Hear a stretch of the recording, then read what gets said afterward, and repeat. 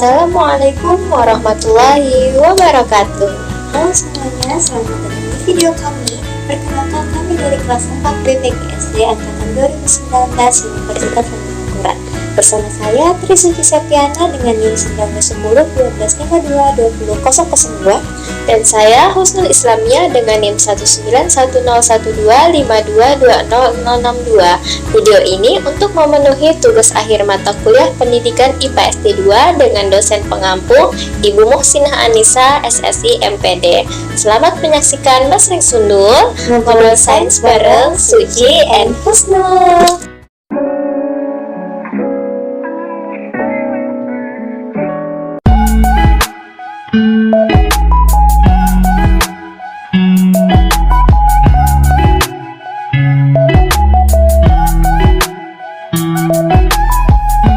Oke, baiklah. Di video kali ini dibuat agak sedikit berbeda nih loh. Karena selama ini kita udah kuliah online dan pasti aja tuh ada tugas membuat video. Terlebih lagi di jurusan kita sendiri nih, jurusan PGSD, Pendidikan Guru Sekolah Dasar, yang terkadang tugasnya pun membuat video. Mulai dari video materi belajar sampai video ngajarnya, yang pastinya di jenjang sekolah dasar. Ya, karena kayak bosen aja nggak sih kalau kita bikin videonya kayak sebelum-sebelumnya. Kita kan tugasnya kayak mengajar gitu. Nah, di sini kita nggak ngajar kayak sebelumnya, tapi lebih ke sharing tentang pengetahuan kita dengan topik yang udah ditentukan. Karena video ini kan nggak membahas tentang materi sekolah dasar aja, tetapi membahas secara universal dan bahkan ditonton oleh teman-teman nih. Nah, jadi agak gimana gitu kan ya kalau kita menjelaskan materi kayak kesannya mengajarkan gitu. Nah, karena kita juga belum pro nih jadi guru, masih banyak kekurangan dalam pengetahuan kita. Iya, benar sekali. Dan kalau seandainya teman-teman yang menemukan suatu kejanggalan atau menemukan suatu informasi yang kurang tepat di dalam video ini, di sini waktu si Uci ngomong atau si Husnul ngomong ada sesuatu informasi yang kurang tepat, itu teman-teman bisa betulkan lagi dan koreksi lagi dan tulis di kolom komentar seperti itu. Karena kami sangat welcome sekali ya dengan audiens yang mau membagikan pengetahuannya kepada kita yang mungkin kita kurang memahami, kurang tahu gitu, kurang menguasai pembahasannya. Ya, karena kita manusia juga kan ya, gak luput dari kesalahan pastinya. Kalau salah ngomong atau salah pelafalan bahkan salah informasi, bisa kalian koreksi lagi. Benar sekali. Jadi audiens yang lain juga yang belum tahu akhirnya bisa tahu yang mana yang benar, yang mana yang kurang tepat, seperti itu. Nah, tadi kan udah kamu bilang nih, sharing tentang pengetahuan kita dengan topik pembahasan yang sudah ditentukan. Emang topiknya itu apa sih? Biar teman-teman semua tahu kita hari ini akan bahas apa gitu. Ya, karena tugas akhir mata kuliah pendidikan IPA SD2 kita ini membuat alat peraga. Nah, jadi di video ini kita bakalan kasih lihat ke teman-teman alat peraga yang udah kita buat sebelumnya, yang sesuai dengan KD kelas 5 tema 4, yaitu pada KD 3.4 menjelaskan organ peredaran darah dan fungsinya pada hewan dan manusia, serta cara memelihara kesehatan organ peredaran darah pada manusia. Terus KD 4.4 menyajikan karya tentang organ peredaran darah pada manusia. Nah, jadi menurut KD yang udah disampaikan Husnul tadi, berarti kita bakalan membahas tentang sistem peredaran darah manusia intinya. Nanti kita berdua bakal menyampaikan nih sedikit pengetahuan kita tentang apa itu sistem peredaran darah, organ apa saja yang berpartisipasi dalam peredaran darah, prosesnya, fungsinya, hingga ke cara memelihara organ peredaran darah manusia. Dan sebelum kita membahas tentang peredaran darah, ada baiknya kita menginformasikan kepada teman-teman kenapa nih kita membuat alat peraga ini untuk menunjang kegiatan belajar mengajar di kelas 5 SD pada tema 4 sehat itu penting. Nah, sebenarnya alasannya tuh kayak simpel aja gitu. Kan di sekolah dasar ini tempat dimana kita mendapatkan ilmu pengetahuan baru yang sebelumnya kita nggak menemukan gitu. Dan namanya aja ini sudah sekolah dasar, yang mana di sini adalah menjadi dasar kita untuk melanjutkan ke jenjang pendidikan yang berikutnya. Maka dari itu sangat penting nih bagi seorang guru atau kita nih sebagai calon guru untuk mempersiapkan pembelajaran yang mempermudah siswa untuk memahami, menangkap, dan mencerna materi pembelajaran, yang salah satunya dengan cara membuat alat peraga dan media pembelajaran yang inovatif, efektif, dan tentunya efisien. Ya, jadi dengan adanya media ini diharapkan memberikan pembelajaran yang berkesan untuk siswa dan tersimpan di long term memorinya atau ingatan jangka panjang siswa. Dengan adanya alat peraga ini diharapkan siswa tidak lagi menggunakan pemikiran yang abstrak dan membuat pemikiran siswa itu menjadi realistis. Tidak harus berangan-angan lagi tuh. Nah, sesuai dengan pendapat Asnawir dan M. Bashiruddin nih. Nah, media pembelajaran dapat memberikan pengalaman lebih nyata, yaitu yang abstrak dapat menjadi konkret, dan itulah alasan kenapa kita membuat alat peraga ini untuk menunjang kegiatan belajar mengajar kita nantinya. Ya, benar sekali. Dan ngomong-ngomong dari tadi kita nih bahas alat peraga gitu kan ya. Tapi alat peraganya tuh nggak ada di sini. Coba nanti Husnul bisa ambilkan alat peraganya biar teman-teman bisa lihat wujud dari alat peraga yang sudah kita buat sebelumnya. Nah, alat peraga ini adalah contoh simpelnya dari proses peredaran darah di tubuh kita, dan kita juga nggak tahu ya proses peredaran darah secara langsung itu seperti apa, yang asli itu seperti apa, karena kita nggak bisa lihat gitu. Dan pastinya lebih banyak lagi pembuluh darah di tubuh kita. Nah, karena sistem peredaran darah ini atau biasanya kita sebut dengan sirkulasi darah nih Nol, adalah bagian dari kinerja jantung dan jaringan pembuluh darah yang tugas utamanya itu mengedarkan oksigen dan nutrisi ke seluruh sel dan jaringan tubuh. Nah, dan ternyata selain fungsi yang udah disebutin Uci tadi nih, sistem peredaran darah ini tuh masih punya beberapa fungsi penting lainnya loh. Nah, seperti membantu stabilitas suhu dan pH tubuh, mempercepat proses pemulihan luka, mempertahankan fungsi berbagai sistem organ di dalam tubuh, mengeluarkan sisa proses metabolisme, contohnya seperti karbon dioksida melalui paru-paru, serta menyalurkan berbagai hormon ke seluruh tubuh. Wow, ternyata banyak juga ya fungsi dari sistem peredaran darah ini, dan maka dari itu aku bilang kan tadi proses peredaran darah di tubuh kita itu nggak bakalan sesimpel alat peraga yang udah kita buat nih.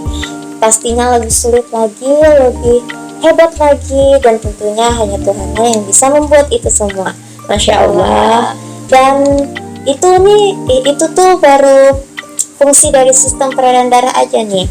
Ada lagi tentunya organ tubuh yang berperan penting dalam sistem peredaran darah manusia.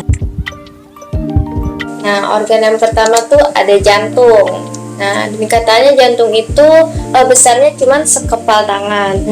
Nah, bener nggak sih kalau seandainya bener nih, bayangkan jantung yang cuma sekecil ini bisa memompa darah ke seluruh tubuh setiap hari, setiap saat, bahkan setiap kita tidur pun masih bekerja. Nah, dan organ jantung ini tuh letaknya ada di tengah paru-paru, tapi lebih condong ke sebelah kiri sih ya. Karena bekerja setiap saat, maka jantung ini dilapisi dengan cairan pelumas yang berfungsi untuk mengurangi gesekan ketika jantung memompa darah. Dan ternyata di dalam jantung terdapat 4 ruangan yang terbagi menjadi 2 bilik dan 2 serambi. Nah, coba sambil Husnul jelaskan ya, sambil ditunjukkan juga nih yang mana bagian-bagian jantung yang sudah Husnul sebutkan tadi, biar teman-teman semua bisa tahu gitu yang mana letaknya, di mana letak organ-organ tersebut. Nah, seperti yang udah aku bilang tadi, jantung itu ada terbagi menjadi 4 ruangan, yaitu 2 bilik kanan dan 1 bilik kanan, yang satu lagi bilik kiri. Terus serambi kanan dan serambi kiri. Nah, untuk serambi kanan dan bilik kanan itu terdapat darah kotor, sedangkan yang di serambi kiri dan bilik kiri itu terdapat darah yang kaya akan oksigen, dan itu darah yang sangat bersih. Nah, 4 ruangan di dalam jantung ini juga memiliki 4 katup yang berfungsi untuk menjaga aliran darah mengalir ke arah yang tepat. Selain organ jantung, nih ada organ yang selanjutnya juga berperan dalam sistem peredaran darah. Ada darah tentunya, dari namanya aja peredaran darah. Masa nggak ada darah sih? Ya kan, nggak mungkin gitu ya. Dan darah ini adalah komponen yang sangat vital, yang perannya juga sangat banyak, mulai dari membawa oksigen, nutrisi, hingga antibodi ke seluruh tubuh. Menurut National Institute of Health, nah, darah ini terdiri dari cairan dan padatan. Bagian cairan ini disebut plasma yang terbuat dari air, garam, dan protein. Lebih dari separuh darah dalam tubuh kita tuh adalah plasma. Nah, bagian padatnya juga mengandung sel darah merah yang mengirimkan oksigen dari paru-paru ke jaringan dan organ tubuh lainnya. Terus ada sel darah putih yang melawan infeksi dan merupakan bagian dari sistem kekebalan tubuh. Terus ada trombosit yang membantu darah membeku saat tubuh mengalami luka. Nah, organ yang ketiga yang juga berperan penting dalam sistem peredaran darah kita yaitu ada pembuluh darah. Nah, seperti yang teman-teman lihat di alat peraga ini, ada dua warna selang yang berbeda dan selang-selang ini menyimbolkan pembuluh darah di tubuh kita. Ada selang yang warna pink dan selang yang warna biru. Kalau selang yang warna pink ini menandakan bahwa darah yang dialirkan itu mengandung banyak oksigen, sedangkan yang warna biru ini menandakan bahwa darah yang dialirkan itu mengandung banyak karbon dioksida. Nah, pembuluh darah ini tuh terbagi menjadi dua nih, Noah. Ada pembuluh darah arteri dan pembuluh darah vena. Jadi semua arteri itu berfungsi membawa darah yang kaya oksigen ke seluruh tubuh, kecuali arteri pulmonalis yang membawa darah tanpa oksigen ke paru-paru. Sebaliknya nih, semua pembuluh vena itu berfungsi untuk membawa darah kaya akan karbon dioksida ke seluruh dari tubuh ke jantung gitu. Kecuali vena pulmonalis yang membawa darah kaya akan oksigen dari paru-paru ke jantung. Tapi selain pembuluh darah yang udah aku sebutin tadi, ada juga nih pembuluh darah kapiler. Pembuluh darah kapiler ini adalah pembuluh darah yang terkecil di tubuh kita. Diameternya itu sekitar 5-10 mikrometer yang menghubungkan arteri dan vena dan memungkinkan pertukaran air, oksigen, karbon dioksida, serta nutrien dan zat kimia sampah antara darah dan jaringan di sekitarnya. Kan tadi udah disebutin tuh, organ yang berpartisipasi dalam sistem peredaran darah ada jantung, yang pastinya ada darah juga. Yang ketiga ada pembuluh darah. Nah, di alat peraga ini kan ada yang gambarnya paru-paru nih, juga terus pembuluh darahnya itu juga berhubungan nyambung gitu ke paru-paru. Kira-kira ada proses apa nih di dalam paru-paru yang berhubungan dengan sistem peredaran darah manusia? Biasanya kan paru-paru itu bukan cuma sih yang kita ketahui buat bernapas gitu ya. Nah, jangan salah sangka dulu nih, walaupun paru-paru merupakan organ respirasi atau pernapasan, tapi juga berhubungan dengan sirkulasi peredaran darah. Nah, yang fungsinya dalam peredaran darah ini adalah untuk menukar oksigen dari udara dengan karbon dioksida dari darah. Nah, jika paru-paru terganggu fungsinya, maka kesehatan tubuh manusia bisa terpengaruh secara keseluruhan juga. Nah, karena itu kita udah tahu nih, kalau organ peredaran darah itu sangat penting dan sangat dibutuhkan untuk tubuh kita. Maka dari itu tentunya kita juga harus selalu menjaga kesehatan organ tubuh kita kan. Misalnya nih, dengan cara menjauhi kebiasaan merokok. Karena rokok ini kan mengandung banyak zat berbahaya, termasuk nikotin. Dan nikotin ini bisa merusak pembuluh darah dan mengentalkan darah sehingga sirkulasi darahnya terganggu. Hal ini juga nggak berlaku sama perokok aktif aja nih, tapi kita yang sebagai penghirup asap rokok atau biasa disebut perokok pasif gitu, juga bisa berakibat fatal walau hanya dengan asap rokok aja bagi kesehatan kita. Ya, dan jangan lupa juga untuk menjaga pola makan sehat dan olahraga secara teratur dan cukup, karena sesuatu yang berlebihan itu juga tidak baik. Nah, cara kita menjaga pola makan sehat salah satunya itu dengan mengonsumsi makanan yang mengandung nitrit oksida. Nah, nitrit oksida ini fungsinya dapat melebarkan pembuluh darah, sehingga darah dapat mengalir secara efektif.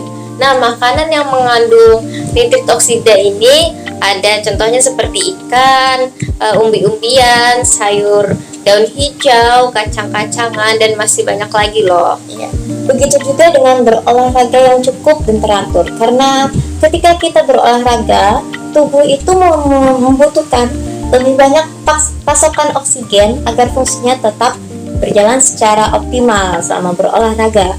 Maka dari itu, jantung memberikan respon dengan memompa lebih banyak darah ke seluruh tubuh, sehingga melancarkan peredaran darah. Olahraga secara rutin juga dapat meningkatkan kemampuan pembuluh darah untuk melebar dan bekerja dengan lebih efektif. Nah, itu tadi sedikit pengetahuan yang dapat kami bagikan ke teman-teman. Apabila teman-teman ada tambahan, bisa teman-teman tuliskan di kolom komentar. Betul sekali. Dan sekarang kami bakalan ngasih tahu nih ke teman-teman alat dan bahan apa aja yang kami gunakan untuk membuat alat peraga sistem peredaran darah ini. Nah, pertama-tama alat dan bahan yang perlu kami persiapkan itu ada gunting, cutter, kardus, triplek, botol plastik ukuran 3,1 liter, hand pump atau pompa tangan, selang kecil, kami menggunakan ukuran 6 meter yang dibagi menjadi 3, kertas gambar atau kertas HPS opsional, warna krayon, spidol, penggaris, pulpen, pensil, penghapus, lakban bening, lem tembak, lem pok, lem korea, air, pewarna, kertas karton, plastik, jarum, mancis, palu, dan paku. Nah, itu tadi alat dan bahan yang kami gunakan untuk membuat alat peraga sistem peredaran darah ini. Dan selanjutnya yaitu ke cara pembuatannya. Yang pertama, pastinya kami bikin sketsa di kertas gambar membentuk pola jantung, paru-paru, dan siluet manusia. Nah, kalau untuk panahnya ini sendiri bisa langsung digambar di kardus biar nggak ribet gitu. Setelah menggambar semua pola, terus diwarnai menggunakan warna krayon dan spidol. Setelah semuanya diwarnai, digunting dan ditempelkan ke kardus menggunakan lem fox.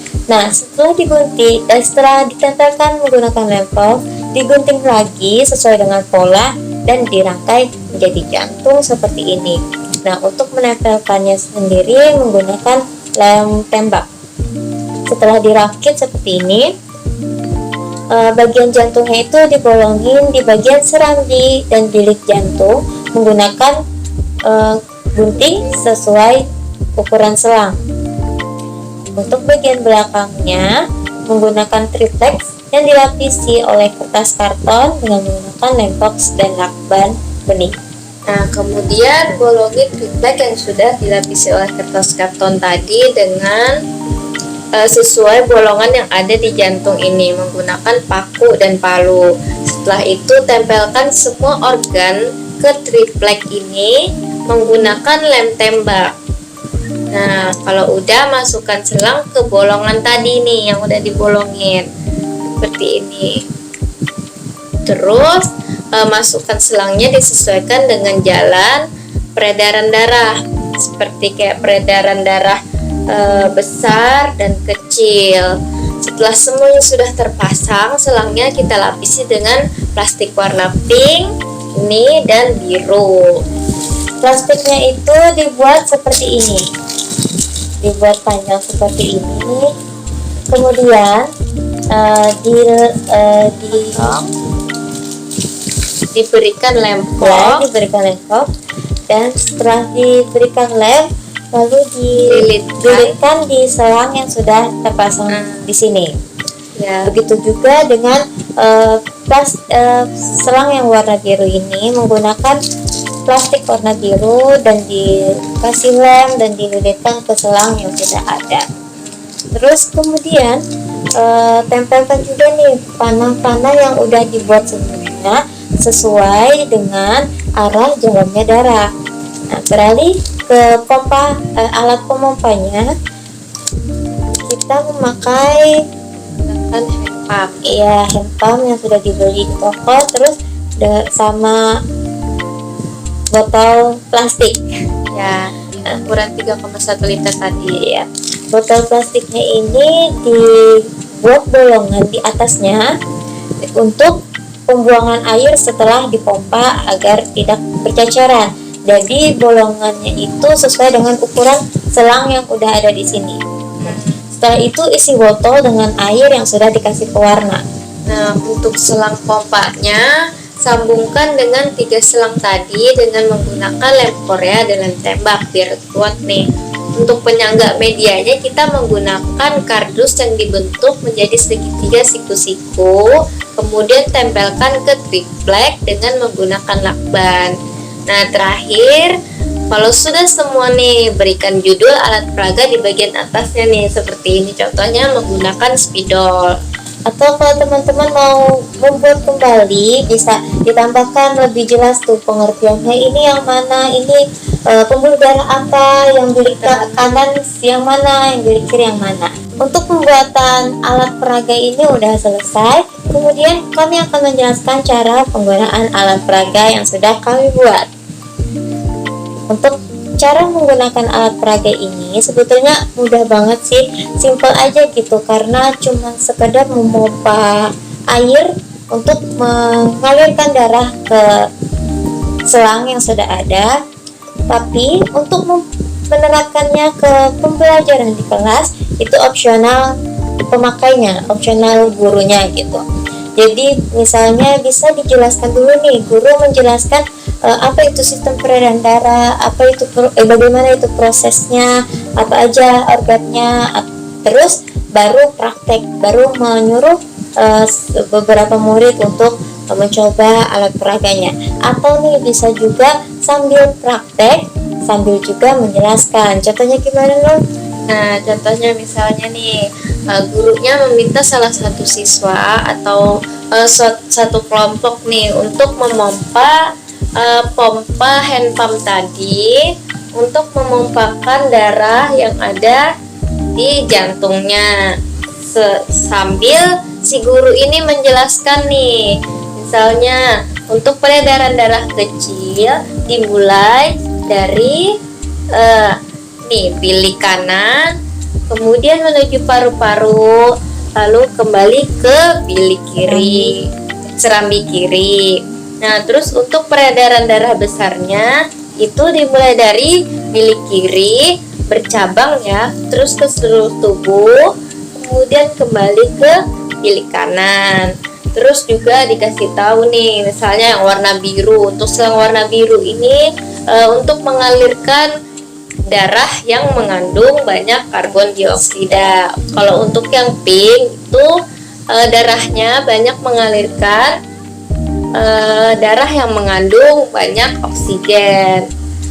Terus dijelasin nih arah panahnya juga ini sesuai dengan peredaran darah besar dan kecilnya itu.